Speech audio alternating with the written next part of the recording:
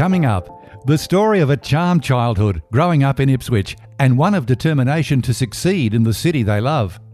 June Frank of Walker's Real Estate was born in Ipswich and shares her own personal journey. Plus, if you're in the market right now, some timely advice for buyers and sellers. It's Wednesday, March 17, 2021, and I'm Alan Roebuck. Welcome to Ipswich Today, which acknowledges the traditional custodians of the land on which it is produced and pays respects to elders past, present and emerging. This podcast is supported by Kinetics, people-powered web hosting trusted by Australian businesses since 1999. Today's special guest on the show is June Frank, a name synonymous with real estate in Ipswich. Proud to be born and bred here, June continues to be one of the strongest advocates for the city, both on a personal level and as a place to choose your own home. On today's show, we'll get to know June, from her earliest memories of growing up in Ipswich to a stellar real estate career and owner of a successful business. And we'll talk about the current market conditions.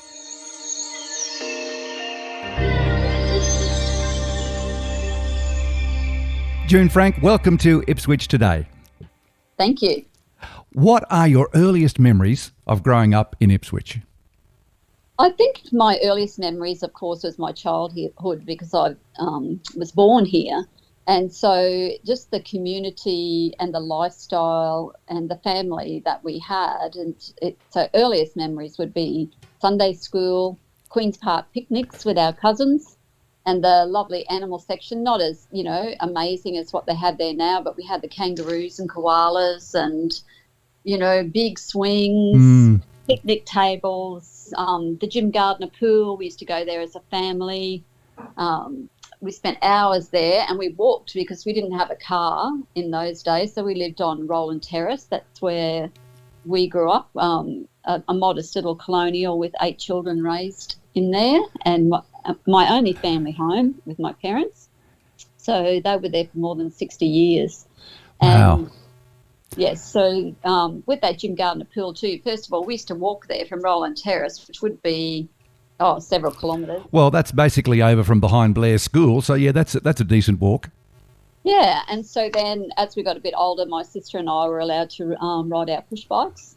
And also great childhood memories, cracker nights, remember those? Oh, yes.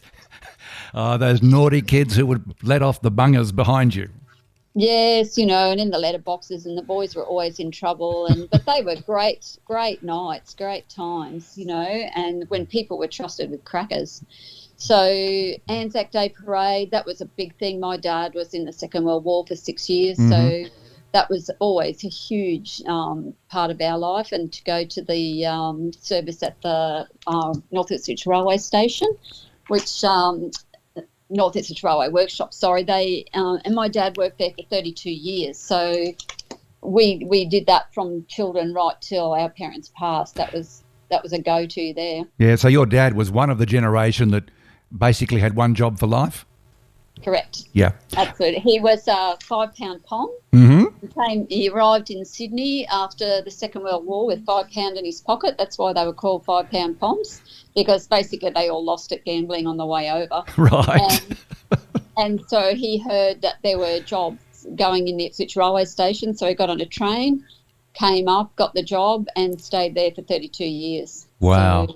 So your primary and secondary schools were where? So Blair School was my primary school, just around the corner from Roland Terrace, and we used to walk there every day, obviously. And then Ipswich State High is where I had my secondary education, and that was a push bike job out to there. What were you thinking about for career options while you were at school, or you didn't cross your mind then? Well, 2 things. One, I had a real hankering to be a school teacher, but back in the day, and this is where I think we were all so stable and happy, is everyone was sure of what was going to happen. As you said, my dad was in the railway his whole life. We had one house. We went to the same school, the same high school, and then we were told you get a job in the railway, the public service or the bank, and it was a job for life. Now, where would you hear now that term, job for life? But that was never. And we were just so secure. And then after that, by the time a girl was 18 or 19, you're pretty much expected to be married, and that was the end of that. And then you didn't have a job because in those days, as soon as you got married, you had to give up your job. For a single girl, you weren't allowed to take up a position as a married woman.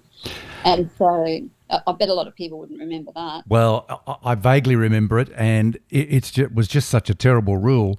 Can you describe your life in Ipswich during your teenage years? You talked about cracker night and all that kind of stuff. Yep. What else was around for teenagers to do? So once again, big community things, and my parents were big community people. So we were in Red Cross. We did dancing. The dancing schools were huge in Ipswich, and we did tapping, Highland, ballet, jazz, and, most kids were involved in. My brothers played hockey, so great sporting town. Kids were either in cricket or dancing. All the parents were there.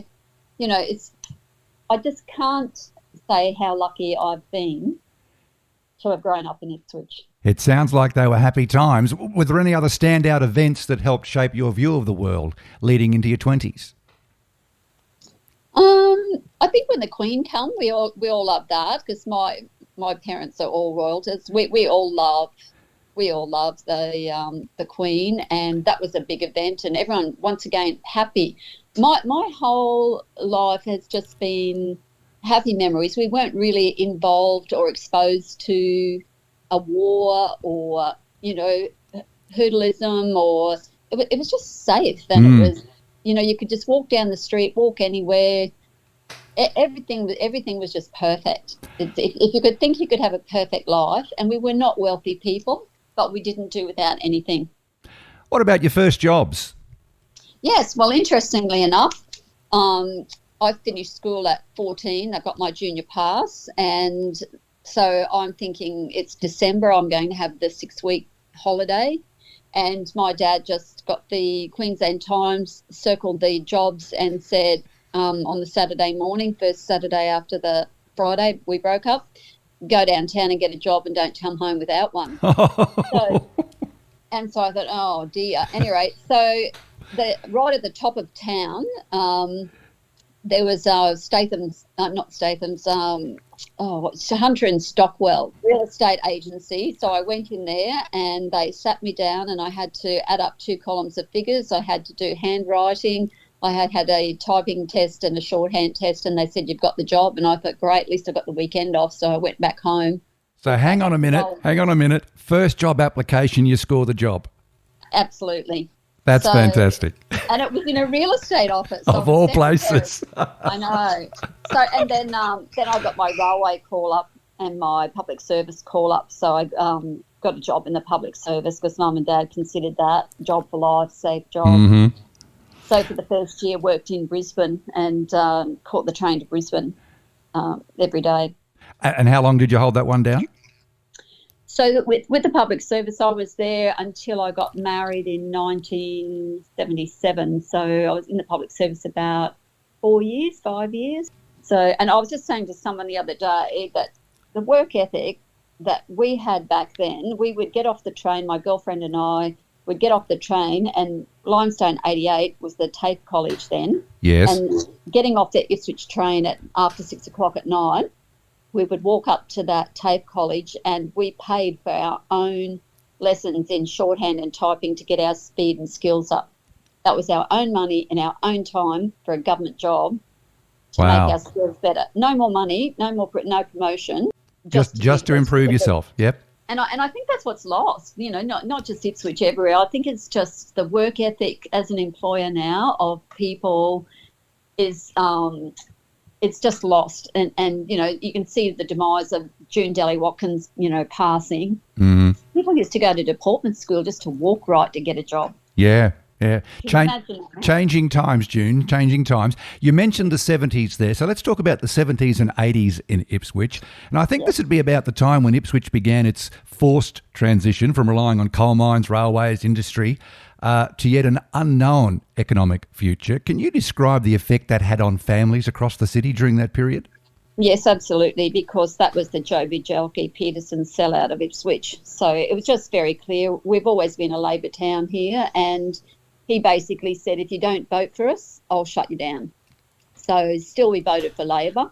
And so he shut down the coal mines, he shut down our powerhouse and then built one at $40 million in Tennyson, just when we had one working here. So he basically removed all industry, and then it was high unemployment in Ipswich. And it was only high unemployment because the government shut down our major work resources. So that was devastating for people. People that were here in Ipswich working in the mines had to go out to Millmerran or, some more remote locations, yes. Yeah, and so their kids were taken out of their schools, or sometimes just the dads went to work, and it wasn't fly in, fly out. It was, be up there for 2 years away from your family. It was devastating. In 1985, the city centre had its heart ripped out with the Reeds fire. Do you remember the events of that day? Yes, well, it happened through the night, really, and then we got up to, of course, the Queensland Times, and everyone, the streets were shut off, obviously, for safety, but, it was just unbelievable what happened there with that bitumen bubbling, and you could see that fire from anywhere in Ipswich. Didn't matter where you were, those flames were right up in the air. It was raging all right. Do you think there was widespread awareness at the time of what a significant turning point that would be for the city centre? I think at that point everyone was just so saddened by the loss of the building and the historical part of so many people had worked there, and that whole hub, that town. People don't understand, like when I was a child and used to go to town on a Saturday morning, it is hard for people to even understand this, but they used to have a policeman on each corner up on the top of Nolan's Corner to move the crowds because there were so many people in town. They had to move the people on because it got too congested. And this would be in the period where the shops closed either 11:30 or midday. Correct. And everybody crammed their weekend shopping into 3 or 4 hours. Yeah, and they managed it, and everyone then went home and had family life, and that's what I'm saying. They were happy times. And you didn't have to buy toilet rolls in bulk either. Correct. I can tell you, in my opinion, and anyone can shoot me if they want to, but in my opinion, equally dramatic and even worse for Ipswich financially was Springfield. When Springfield started, they'd taken, and I'll just say this on your podcast, for 10 years, Springfield collected all the rates of Springfield and it was spent on the infrastructure for Springfield. Half the rates of Ipswich were collected and given to Springfield infrastructure. That was the biggest demise in Ipswich's history. Let's talk about the 1990s and early 2000s and Ipswich property prices. They were lagging behind many areas. Houses were literally going for a song compared to today. Can you remember the first property you sold? Yes, it was in Bundamba. It was a high set, and I listed it that morning. And then I went back to the office, and a buyer came into the office, and I took them down there, and the buyers just said, "Oh, June, thank you. You found us our home." And I thought, wow, how good is this job? You love selling real estate when that happens. Can you remember the price it sold for? It was like 78,000, something like that. Wow. Well under 100 at any rate. Yep. Now, in property, we know there are boom and bust periods. That's just history telling us that. Can you describe those periods or eras for Ipswich? Yeah, so if we start, my real estate career started in the 90s. I must have bought my house in the 80s, but 39,000. The real estate market had gone really backwards then because I saw this property, a little beautiful colonial on half an acre, in several real estate agents' windows at about 69,000. At any rate, short story, lagged on the market for a year, and I bought it at auction for 39,000. So. And I looked at 200 houses before I bought that house, so I felt, very certain in my purchase. And I then went on. I sold that 5 years later, doubled my money, and on it went from there. So the market started to pick up, but that was just coming out of all of that, low, employment and people losing their jobs. So then we came into the 90s and the RAF increased their personnel. I can tell you 90 people came in a 3-month period, and it pushed the prices up 25% in that 90 because it's like a tsunami. There's a cause and effect. So yes. They bought 90 houses And then the 90 people that were displaced bought 90 houses, and it just went on. Sort of snowballed from there. Was that the early 2000s? No, that was in the That was in the 90s. Okay. Yeah, and then it went. Then we had the recession we had to have. Don't forget that, and that devastating. I also had an office in Centenary then. Devastating. I would literally, have 6 or 7 contracts on the weekend, and on the way to work, you would hear this factory's closed down, this place is bankrupt, this place is gone, this is in receivership, and 4 of your contracts would fail because the people had lost their jobs. Right. So that was just terrible, terrible times. Then we had the millennium, and millennium reminded me of COVID. We got to year 2000, we all thought, yay, new century, it's all going to be great. Yeah, no, just disaster, flat. Terrible. How does an agent survive during these slow times, June? You really do acquire a fantastic palate for baked beans and Vegemite. All right, probably the most important landmark rise in property price came to Ipswich in 2003 and 2004. In 2003, Liberal government returned. They brought in the GST, and along with it, they brought in the First Homeowners Grant. Also in Ipswich, they brought in the Urban Renewal Scheme, which all of the 1 mile Leichhardt properties were given picket fences, painted, nice little carports. So they were selling for between 58 and 70,000. The First Homeowners Grant was 7,000, which was 10% deposit. So the banks recognised that as their deposit, and they had no stamp duty. So thousands of people could come in and buy their first home. People in their 70s were buying their first home. They lived in it for a year, and guess what? Made $100,000 for living in their own home. That certainly was an incredible period. And then next year, same deal, another 100,000. So people made 200,000 in 2 years by living in Ipswich. That's what's happening now. Maybe not quite as fast, but who knows what's coming, because a Brisbane buyer came in last week and offered $100,000 over the list price just to not be involved in a bidding war.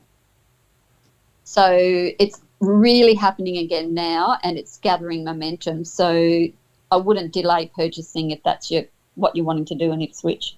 Well, look, let's fast forward to 12 months ago when COVID hit. There were dire predictions. I remember one big bank in particular for house prices and sales. Open homes were shut down. There were many other hurdles. You had to quickly reinvent yourself how you did real estate. What did you do? Gardening. So, can I tell you, in 30-year career, that's the only 4 weekends off in a row that I had, and it was like, you can't make me go out, you can't make me open up houses.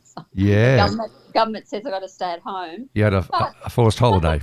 The phones were still ringing, people were still inquiring, and, part of, that whole movement, you just got used to. The girls were in the office, they were fantastic. We kept the doors shut because we're still running our rent roll, but I just worked from home, and so you could just get a whole lot of things done at home while you're on your phone, emailing, doing everything you need to do.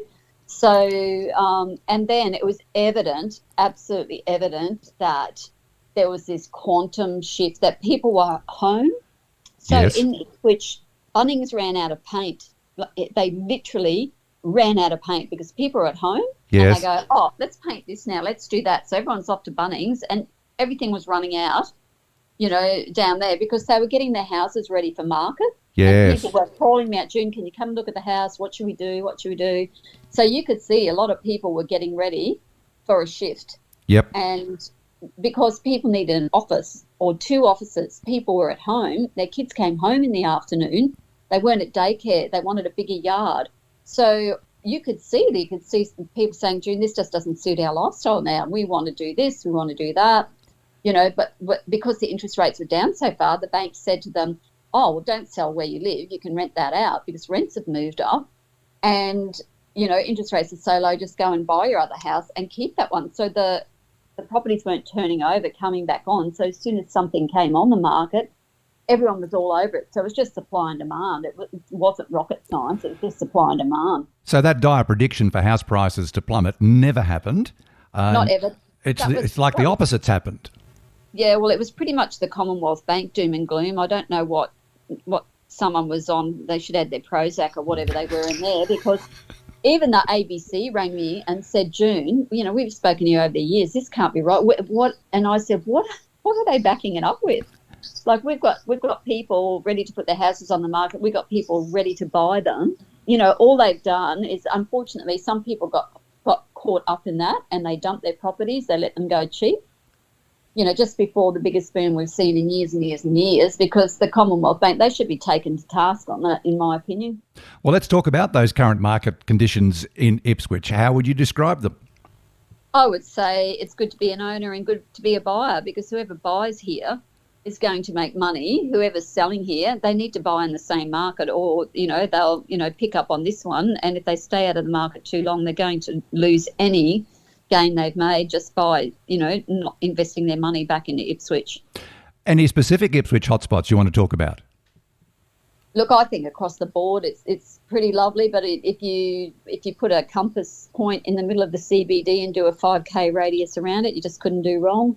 Anywhere up near the hospitals, that we've got expansion of the General Hospital and the private hospital, St Andrews. St Andrews director tells me they've got 39 doctors on standby waiting for work. They're living in the Ipswich area, renting, just waiting to get positions. That's the expense. So big expense. So now, we've lost the coal mining, this, that. So now what we have is an education hub. The schools here bring so many people to live here so they can educate their children for a third of the price of Brisbane for equal standard of education. And so they can live in a beautiful home here, educate their children to a high standard, and not have to be living on baked beans to do it. Along with your passion for Ipswich is your own home, Growry. It's one of the city's most stately and historic homes. Tell me about how you came to buy this home. Well, that was a bit fortuitous in that the owner said to me, could you come and have a look at the house? But you've got to look at it from the street, because my wife hates real estate agents and I just need a price. Anyway, so I peered over the fence, and I hadn't even really noticed it before because it had all big trees in front of it. And I rang him back and I said, Eddie, hard to say without getting inside, but I would think at least $1 million. It has to be over $1 million. And that's when the Ipswich market had just taken off to the point that I sold something for $500,000 and was nearly executed in the town square for making things unaffordable for Ipswich people, as I recall. Anyway, so I said to Eddie, I might have some interest in your property. And so I said I'd like to bring the children, and we pulled up, and we can only look in 2 rooms downstairs. The kids are asleep upstairs. Walked around the outside. That was it. It was absolutely dilapidated, fallen down. There's no two ways. We just loved it, absolutely loved it, and we signed up the contract on the kitchen table that morning on the spot. Wow, it was a genuine doer-upper, and I think you're the 7th owner since 1888. If the walls could talk, what do you think they'd say to you? I think they'd say everyone that's lived there has loved living there, but I think they would also say, how clever was the architect of the day? Everyone thinks they're so smart now, but I will tell you, in the back of the house facing the west is a bathroom, and above the bathroom the ceiling's been lowered, and there's a water tank there, a shallow water tank, and so the sun heats up the water so you can have a shower. So there's the first solar heart in 1888. Wow. There's, there's all vents and windows to get in. They had their own dairy there. They had a 48,000-gallon water tank, concrete water tank. That's phenomenal. Under the ground. So they already had their own water, everything they needed, they supplied and did themselves. And, it had an ensuite off the main bedroom even back then. So a lot of things that, and his and her dressing rooms off the main bedroom, 2 separate walk-through rooms for his and her dressing. That's incredible. So people think there's all these new innovations, but in 1888, it was all there. It was all there. Well, it's so much more than a place to live for you. It's a major commitment to preserving history. Can you share what you've done since owning the property? Yeah, so when I went there, because I'm a glass, flowing over, not even half full, I'm just thinking, this is all right, I can just do this. And then I had this big black tie night, and everyone goes, June, what have you done? What have you done, girl? Look at all the work. And I'm going, oh, no, it's all right.